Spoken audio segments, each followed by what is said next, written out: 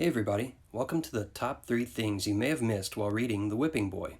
In this episode, we'll look back at Chapter 8 for words or phrases that may have been confusing or weird.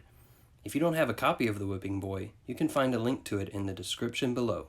Let's get started. Number 1. Fear No Gallows. In Chapter 8, Jimmy reads what he wrote for the ransom note to Billy and Cutwater. Billy thinks it sounds a bit weak and asks Jimmy to make it more intimidating. He says, "Tell him we're shameful mean, as rough as a sack full of nails. Warn him, we fear no gallows." Shameful mean and rough as a sack full of nails are pretty tough sounding, but it's the next phrase that really shows they are serious. Gallows are wooden structures used as a place to hang criminals. When Billy says, "We fear no gallows," he meant they aren't afraid of being caught and put to death. You can't get much tougher than being unafraid of dying. But Jimmy thinks of something even better. He says, "The kidnappers have got reserved seats in hell." Number 2. Crack my neck like a chicken's. Cutwater is afraid that the king's soldiers will come out to the forest and find the boys. But Jimmy tries to calm him by adding in the ransom note that if Billy or Cutwater sees any soldiers, they will crack my neck like a chicken's.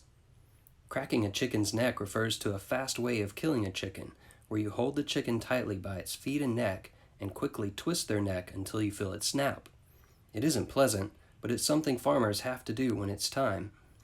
Jimmy then is warning the king that if he tries to send soldiers on a rescue mission, Billy will not hesitate to kill the prince. Both Jimmy and Cutwater hope this will keep the soldiers away. Number 3. Such a trifle.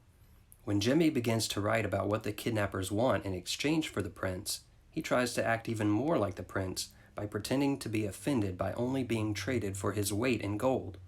He yells out to Billy and Cutwater, "Dimwits, catchpenny rogues, I will not be exchanged for such a trifle. My mere weight? A paltry treasure you could carry on a shoulder. How dare you insult me?" A trifle is something that has very little value or importance. So Jimmy is pretending that the 50 pounds of gold that the men would get for his weight, which is a lot of gold, doesn't seem like much to him, since he's supposed to be a prince. That's why he starts calling Billy and Cutwater names, and says he's insulted, because he's pretending to think he's worth much more than that, just like the real prince would. Were there any other parts of the chapter that sounded strange or confusing to you? If so, find an adult you know and ask them what they think the story means. Thanks, and see you next time.